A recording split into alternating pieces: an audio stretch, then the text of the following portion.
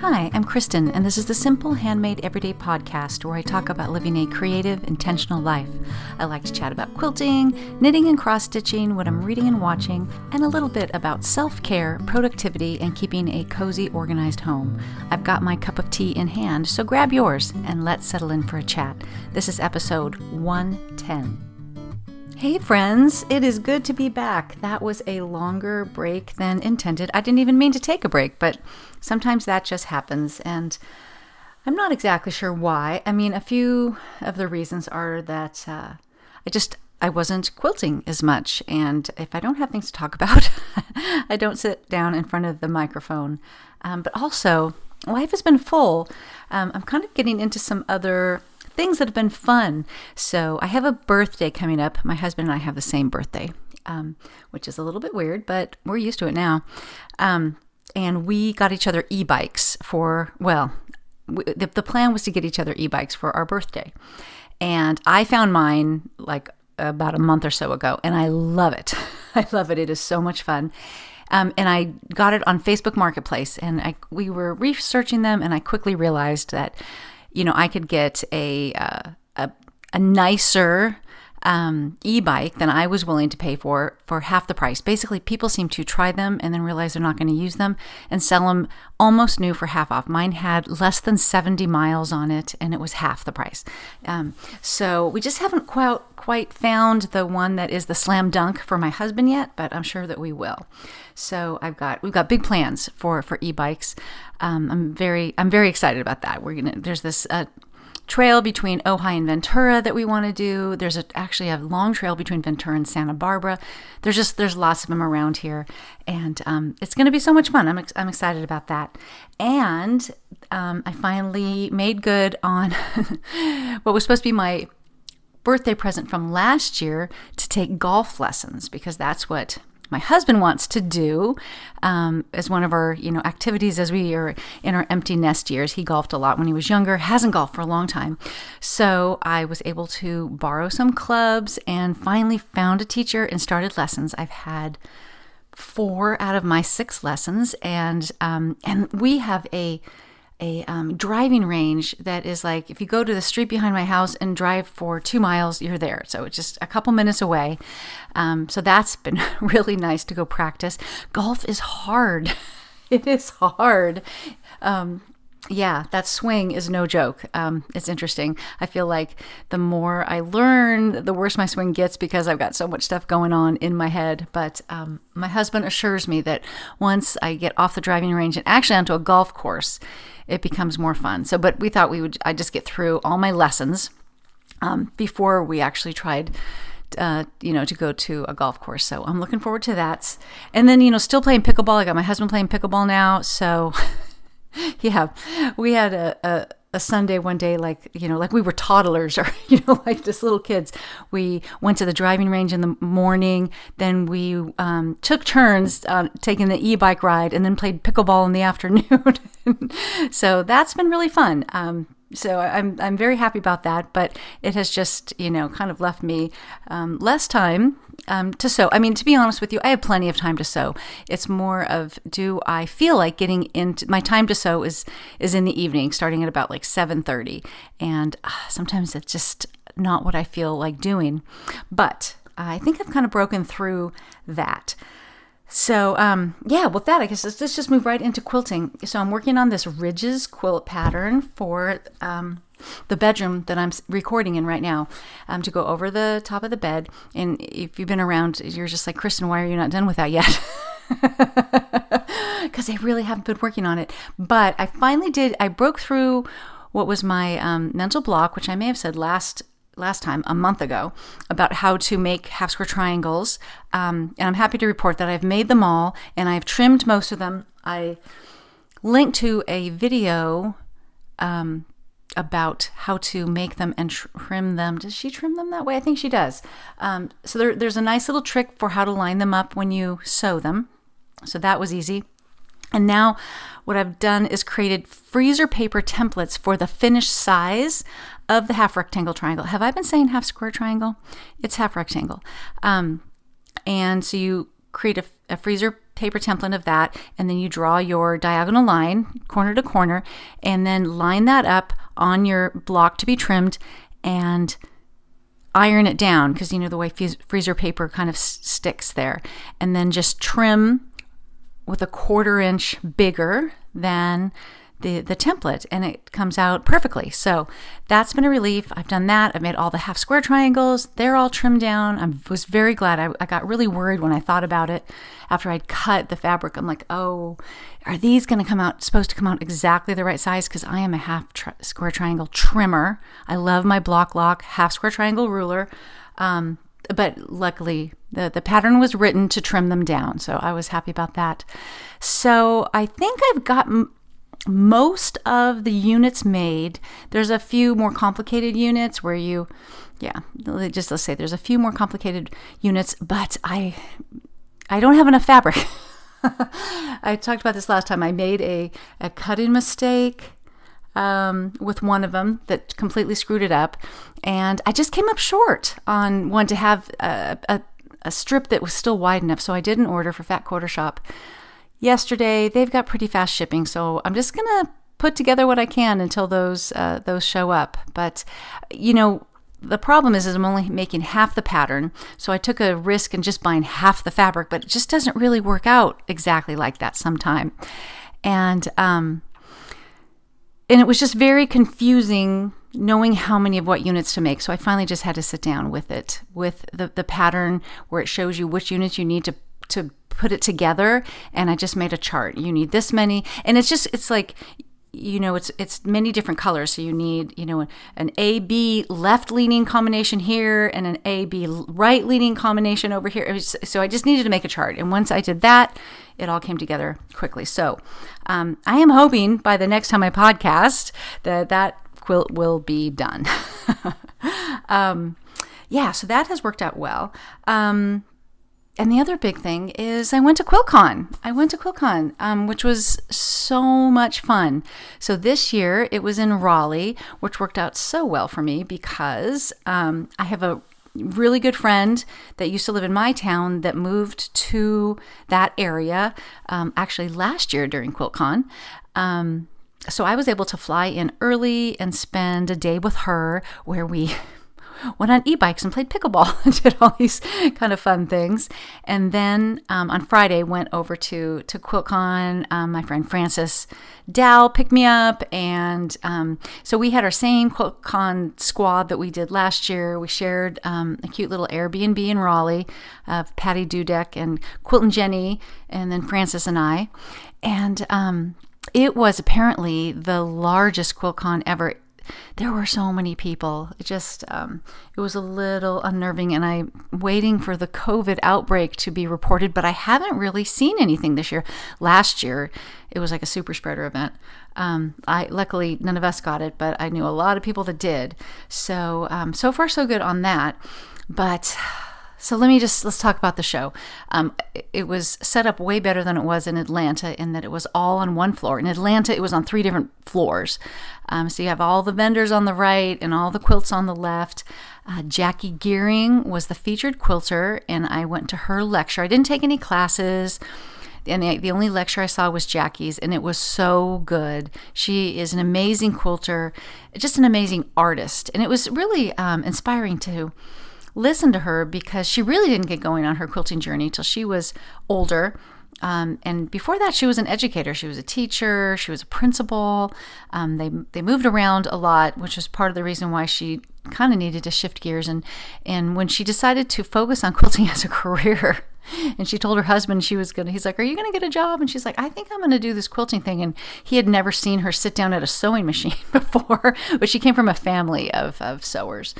But yeah, she was, it was amazing. And really one of the things I took away from her lecture is to just, figure out who you are and be just unashamedly that, so she likes simple patterns, bold colors, hard edges. And I'm not saying my taste is hers. It's really not, even though I completely appreciate it. But she just figured out what she likes. She likes straight line quilting. I think she just came out and said, "I think feathers are ugly," which I do not agree with, but she just figured out what she likes, and she's just unashamed about it. So just the fact that she got started a little late, she figured out what her style was, and then she just went for it. And I think that being an educator has really helped her, because she teaches, apparently some amazing classes. I've taken her classes from Craftsy, and of course I have her walking foot book called Walk, which is amazing. So, I guess I can attest to the fact that she's at least a good remote teacher. So that was great. What's fun to do is, to be able to walk around the show with different people. So like Quilt and Jenny, she is an artist statement reader, and so am I. 60 to 70% of the time. She's more like 100%. And there are some hidden gems in those artist statements, just often about what inspired the quilt, which makes you look at the quilt a little bit differently.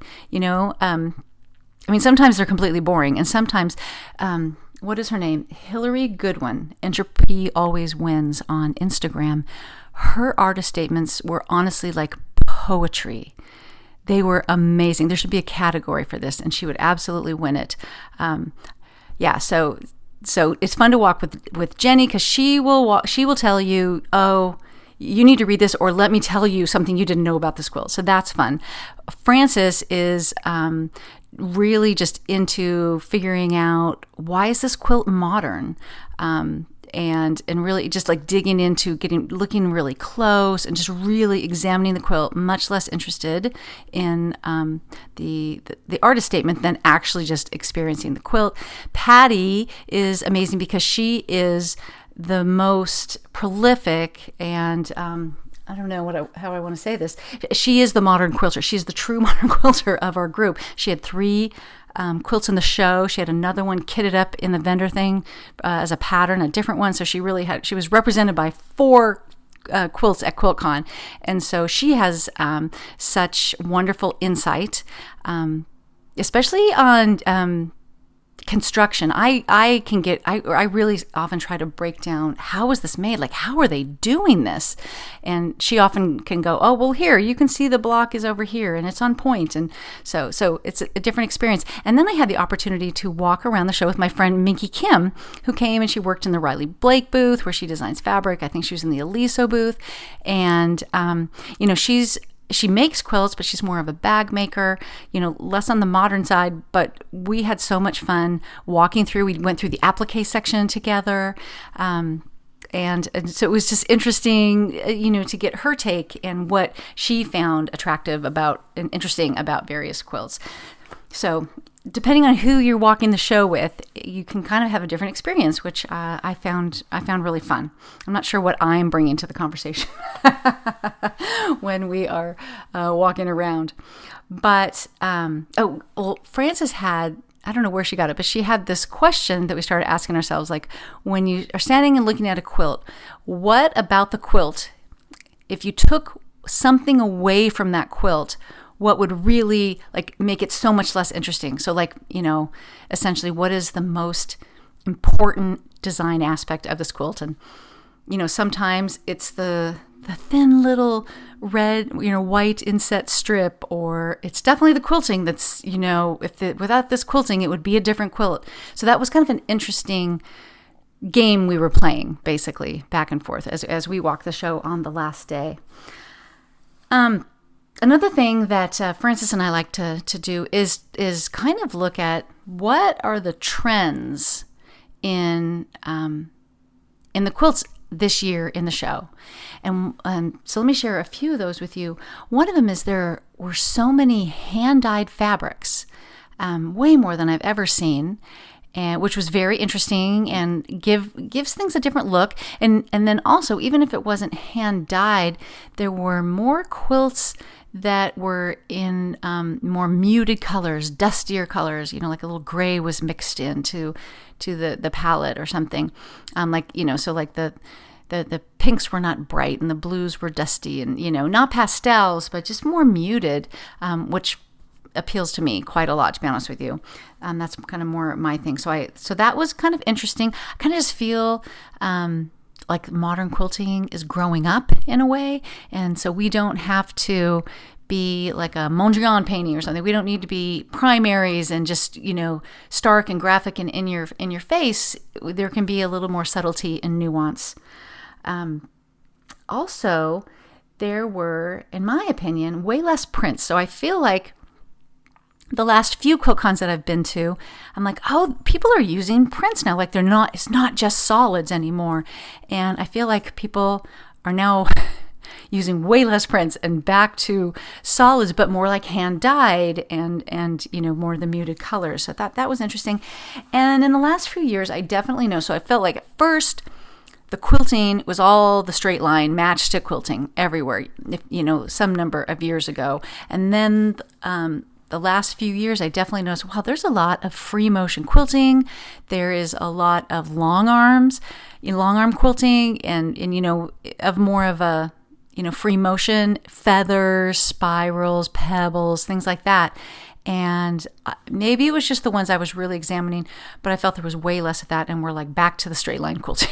I'm not sure how I feel about that. I think I'm fairly ambivalent. I find matchstick quilting so boring. I mean, I like the way it looks, and some of it was so tight. There was some super dense quilting, some of it was really kind of free motiony now that I think about this part. But, just like areas of a quilt that are quilted straight line, like, I don't know, a 1/16 of an inch apart. Like, I'm not sure how they're successfully not crossing any lines. And maybe there was, but it didn't look that way. So lots of really dense quilting too. So those are kind of the trends that I observed. I'm curious if anybody has heard anything, or if you agree with any of that. I got to say, there was one, they have different categories, and it is interesting to look at a quilt and go, why did they choose this category? And I thought that a lot in the negative space category. So I think of negative space as being, like a lot of empty space. And almost no quilts were that way. I don't know what, it's kind of interesting. I guess a lot of people who used like black as the background were in negative space. So I don't know, that category was a little bit mystifying to me. But they had like a new category that I'm not sure there's going to be a category every year, but it was for this year, and it was maximalism, which is absolutely not my style at all. But it was a very fun exhibit to go through, and how it was interpreted differently by different people. I think of a maximalist quilt as kind of, what I would think of as the stereotypical improv quilt, where you've got some pretty bold colors and they're just sewn together in these crazy ways, and then you put all those blocks together and it's just like this big mess. It's not my favorite kind of quilt, and I thought it would be a lot of that, but it wasn't. It was a lot of different things. So anyways, I'm sure you can see all these quilts online, so I won't, go through. I'm not even sure what my favorite one was. I forgot to vote, but there were just so many that were so good. A lot of political statements, but also just people exercising their artistry in different ways. Last morning, Francis and I got talking to this quilter from Australia, and it's a black and white quilt. It was very like modern arty looking, and it was half black, half white. And on the black part, there was like a drawing sort of in what I was assuming was like white, like bias tape. I assumed it was applique, and then the reverse. Then there was a white with similar kind of thin black. And so this is one of those things where we're stepping in and we're stepping up close. Like, is this applique? Is that pieced in? How's it? Well, it turns out the whole thing was painted. It was white fabric, and everything on it that was black was painted. And then she is a painter who also is a quilter. She had 2 quilts in the show, so she's got some street cred. And the other one was pieced. But in this one, so then she quilted around all these thin areas that formed this shape. And she like kind of sewed close to that line like twice so that it would really pop out. So it was very hard to tell that it wasn't piece, that it wasn't sewn. It was kind of brilliant. Francis sort of blurted out, "Isn't that cheating?" to which she did not seem to take offense. But so anyway, so that was kind of interesting. So anyways, that was super fun. And of course, it's just, for me, it's like my girls' weekend, and we drank a lot of wine and drank a lot of chocolate and, stayed up late. And one night we went out to dinner, and then Holly Ann from String and Story came over, and we got to catch up with her. She's our total famous rock star. Her and Patty, we just are just, roadies at this point. We're just hangers on. But the other thing that we did is we went to the QuiltCon Reject show. So this was put on by somebody who reached out to quilters in that area, in the Triangle area, if they had submitted a quilt to QuiltCon and did not get in. And they found this cool little print shop that said, who apparently also has like little art exhibits sometimes. And so they set up quilts in this little thing. So you could go one night after the show, you could go over there, and they had, wine and cheese and crackers and kinds of things, and go and see these other quilts that did not make it into the show, which was a really fun idea. There was a very small number of quilts. So I'm hoping that someone else is I love this idea, and I hope that someone takes this idea and runs with it in Phoenix, and more people, there could be like an alternative exhibit. I just love that idea. So that is about it for my QuiltCon report. I still have yet to get my 3 finished quilt tops quilted, so I will stay on that and report back to you. I did want to talk about a quilt pattern. The Fat Quarter Shop very generously sends me a little box of goodies occasionally, and it's got some quilt patterns and cross stitch and products and things like that. And there is a quilt pattern, and I'll put a link on the website on the show notes as always, called Flirty by Kim Deal. And it really caught my eye. It's a herringbone pattern. So I had to break into it and say, how is this constructed? Because you could obviously do this with half square triangles, but you would have a lot of extra seams. So I had to see how they were constructed. And they're not constructed that way. They are constructed so that each of the little legs on the herringbone are just one solid fabric with a very clever stitch and flip technique. And I think it would come together so quickly. So I will put that on the show notes, but it would be, if you needed a quilt that would come together quickly but looks kind of complicated, I think this would be a super good choice for that. Oh, before we leave the quilting segment, I forgot to mention that I was able to talk with a couple of listeners that reached out to me at QuiltCon. Jeannie met Francis and I over at the Quilt Alliance booth, and she was absolutely delightful to talk to. And then I had coffee with my friend Susan on. We were able to meet last QuiltCon for coffee, and so it's always so fun. It's always so fun to meet you guys in real life. So both Susan and Jeannie, thank you for reaching out, and I'm so glad that we got to spend some time together. Okay, let's talk knitting for a few minutes. Not that I have been knitting. I mentioned on previous podcasts that I've been having trouble with my right neck and shoulder, and I thought that knitting and cross-stitching were really exacerbating it. So I've taken some solid time off of that, and I miss it. Especially the knitting, because I feel like I'm in the home stretch with my elementary shawl, but I've had to put that away. But somebody sent me a book. The publisher, Stackpole Books, sent me a book called Essential Knit Sweaters, Patterns for Every Sweater You Ever Wanted to Wear Every Day by, Frank Ludwig, Frauke, Ludwig. And it is like it's the one book. If you wanted to get into sweater knitting, it's the one book that you need. It is, it's amazing. So at the beginning, it's got all the technique stuff, which on some level is very nice that it's right there.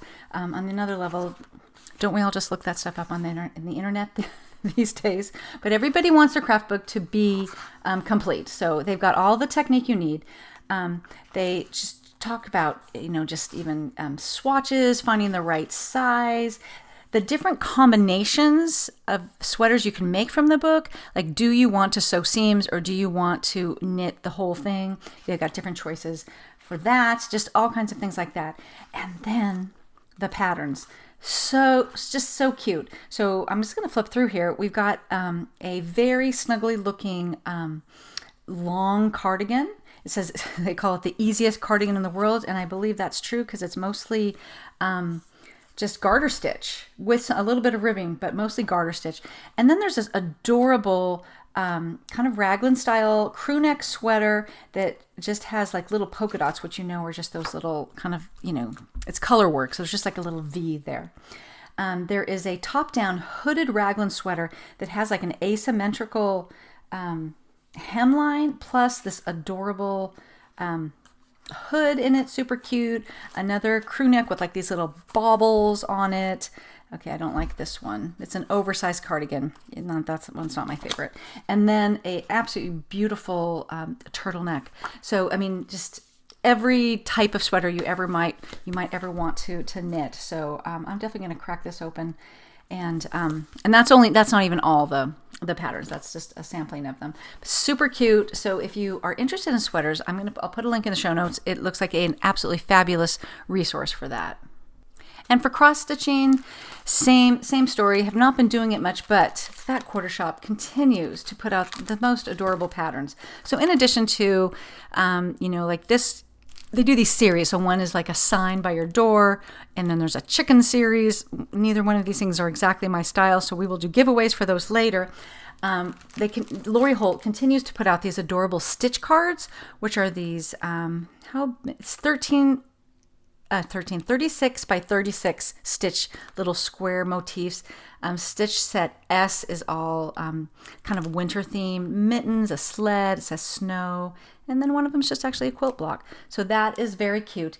And Lori has also designed what can only be described as a sampler, and it is very cute. It's got a house with a big cup of tea on the top with flowers coming out of it. So we're combining flowers and teacups, which are both adorable. And then a quote that says, there's nothing like staying at home for real comfort, from Jane Austen. So very cute. I know that she's very into stitching samplers, so it's cute that she has designed her own. So in the future, we'll be having some giveaways for some of these patterns. She'll probably hate me for saying this, but I did also convince my friend Minky Kim that her designs would be so adorable as small cross-stitch patterns like that. So she experimented with it, and she just posted one on Instagram recently. It's just like a little strawberry, and it says homemade. It is a motif taken from her woven labels. Have you seen her woven labels? They are very, very cute and just like the perfect little touch to any like bags or mug rugs or any of those little projects that you make. Just as adorable. I'll put a link to her shop. But so she made a very cute little cross stitch. I don't know that she enjoys cross stitch enough to continue designing for cross stitch, but I was right that her little strawberry design was adorable. So I admitted that I went through a bit of a dry spell on quilting, but lots of exercisey things, and I've done some reading.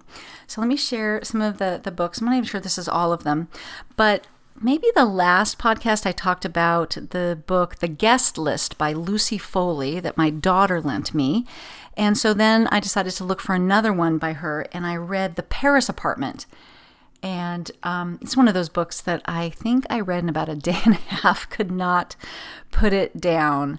It's been a while, so let me see if I can remember the broad strokes of it.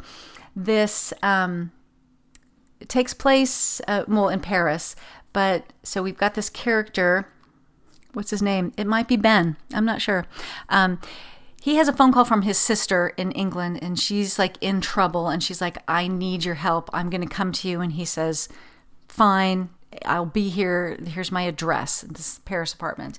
And then when she is in trouble, and when she gets there, he's not there. And that seems really wrong to her.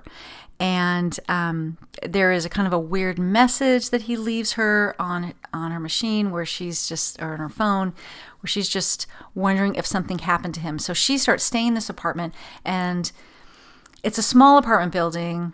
Like there are just maybe 4 other apartments, and the people are all just, there's something a little off. And she's just realizing that there's something going on in this apartment building. And it's got to be linked to the fact that her brother is missing.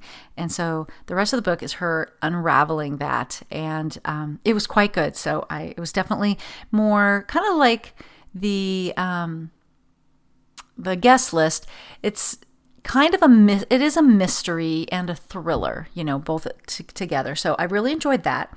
And then I read, also on my daughter's suggestion, The Witch Elm by Tana French. I've been meaning to read Tana French for a long time. I know she's a very popular author, and that was very good. It was a long book, so it took me more than a day and a half to read it, but it's a story about a young guy who goes home to his apartment one day, and I guess actually he's sleeping when he realizes someone's in his apartment, and he breaks in on people breaking in on his apartment, and they beat him up very badly to the point where he ends up in the hospital for a long time and is going to need a very long time to recover. So he goes and he stays at this house that he and his cousins, he's an only child, and his cousins they're all only children, so they were put together almost as siblings, and they spent summers at this particular uncle's house.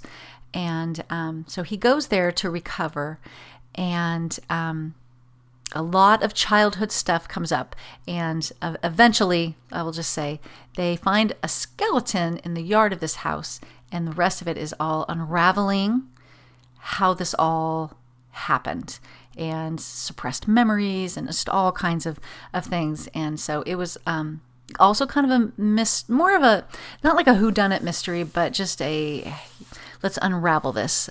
So not even really a thriller, but it was just very good. I really enjoyed it. And I want to tell you about a book that I did not finish because it's so popular that I only got it for 7 days, and then they took it away from me, and I didn't finish it. And it's called Master, Slave, Husband, Wife. And it appeared on a number of best of 2023 lists, including like the New York Times and at least one other, maybe Washington Post. And it is the true story of this couple, a woman and her husband, who escaped slavery in the South by her pretending to be a white male and her husband as his slave. And so she was very light-skinned, obviously.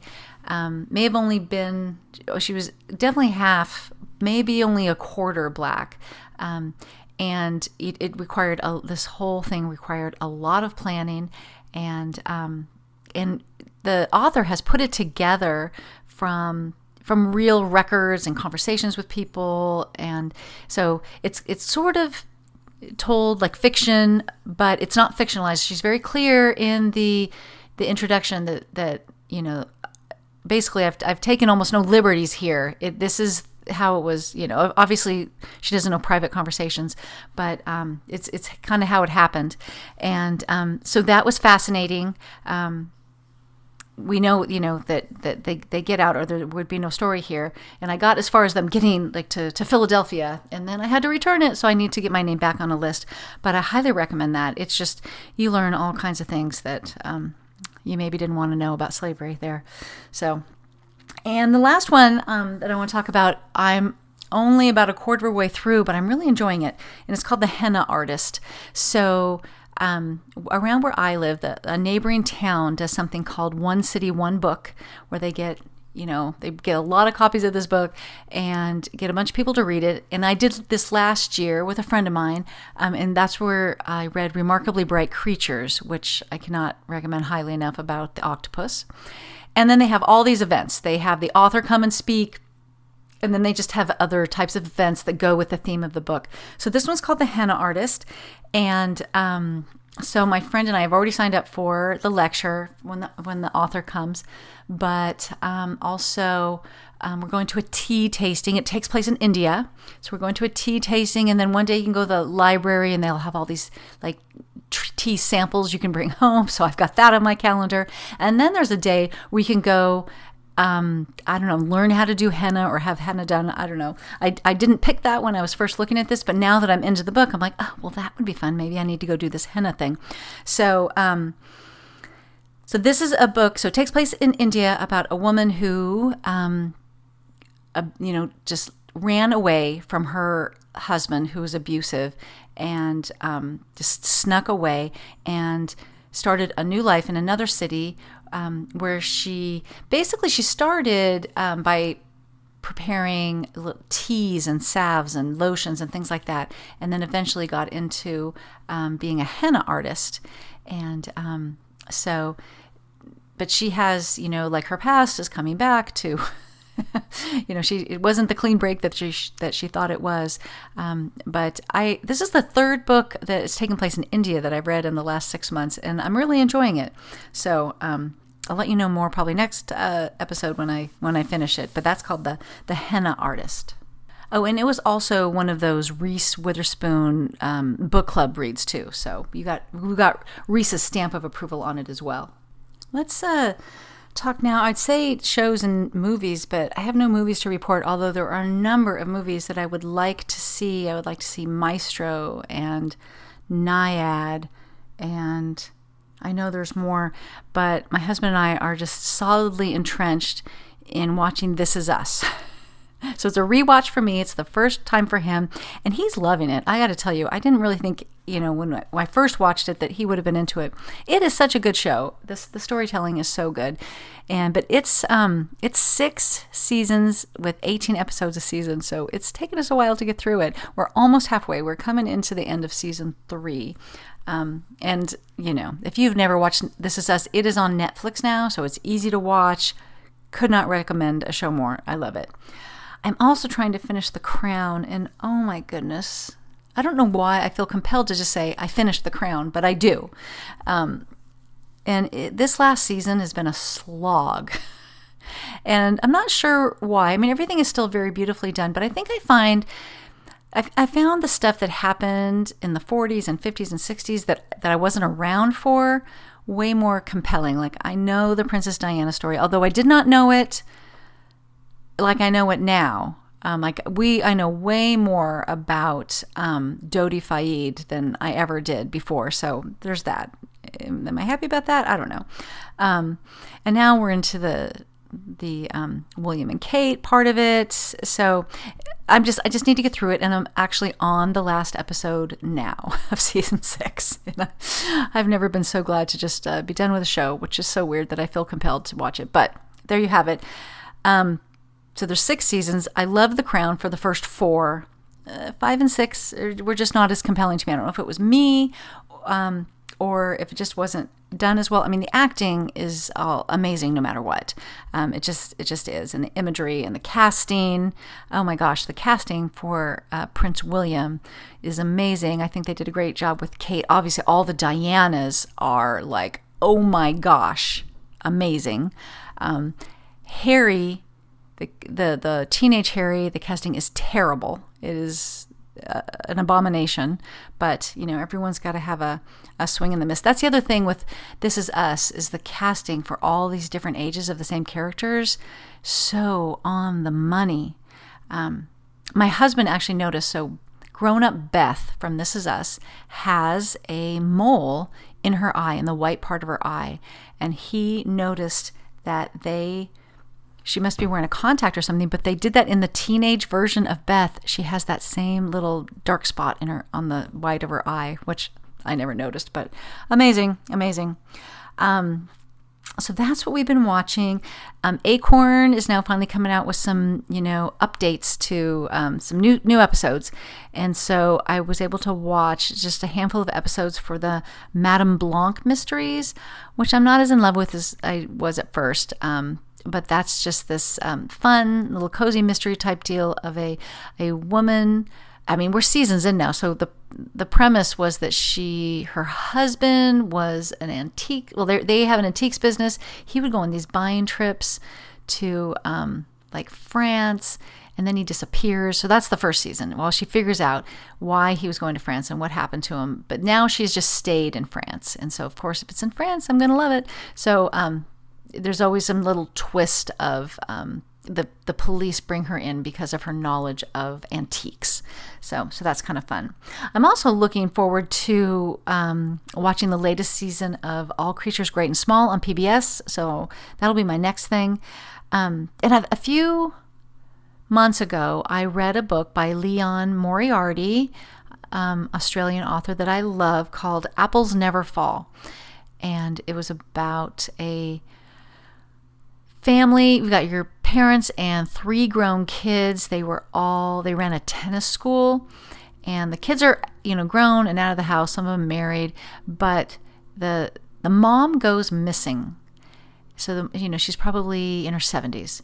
The mom goes missing, and it just, in a really weird, suspicious way, and everybody thinks that maybe the dad did it. And so that's what the book is about, and they're turning it into a little, we would have called it a mini-series in my day. Now it's called like a limited time series or something like that on Peacock. And the mother is played by Annette Bening. At first I was like, why would you get Annette Bening? The mom goes missing in the first 5 minutes, but there's a lot of flashbacks. So I felt like Annette Bening, she's come out of the woodwork. She's in Naiad, she's in this, I guess all her kids are out and she's just ready to relaunch her career. So I love it. So that's called Apples Never Fall, and I'm kind of looking forward to that. So let's just wrap it up a little bit with some thoughts about spring. We've had so much rain here in Southern California. Everything is so green, and like the backyard, the weeds are everywhere. So I remember in past years, even though I try to subscribe to the Fly Lady system where there is no spring cleaning because you just rotate your deep cleaning projects, which I'm not always great about. But, the light changes, it gets a little warmer, and we kind of start thinking, okay, so what do I want to get done? My problem is that I'm at at odds with, there's things I want to do in the house, but the backyard beckons. And so I kind of came across this last year. I'm just going to give myself a pass on digging through closets right now and get out in the yard, because we do spend a lot of time out in the backyard. It's definitely another room of our house, and it's just not a very pleasurable place to be right now because it is such a mess. And so I think we're just, I had kind of mentally said, let's start getting out there in March. When the kids were little, we often did this. We would really get the backyard whipped into shape to have a backyard birthday party for Chloe, whose birthday is like at the end of March. And that was always a really good reason to do it. And but that hasn't been true for a long time. So I'm feeling, my husband and I had a good conversation about, we talked a while ago about changing up the backyard, redesigning it to be more drought tolerant, and just decided that is not a project we want to tackle right now. So we just need to work with what we've got. I'm trying to figure out we have a garden back there that's just an in-ground garden. It has not produced well in years, and I've had soil tests, and I just cannot quite figure out why. So what I'd really like to do is put some raised beds in there. And so we'll see. He kind of said, that's fine if you would like to do that, but that's your project. There's enough stuff to do in the rest of the backyard. So we'll see if I do that this year. Haven't really done much in the way of gardening in the last couple of years because we had the drought, and then I thought we were going to rip up the backyard. And then last year I just put some tomato plants in pots, which usually do really well, and they didn't. So I'm a little disenchanted with the gardening right now. So I don't know if I just need to let it go one more year.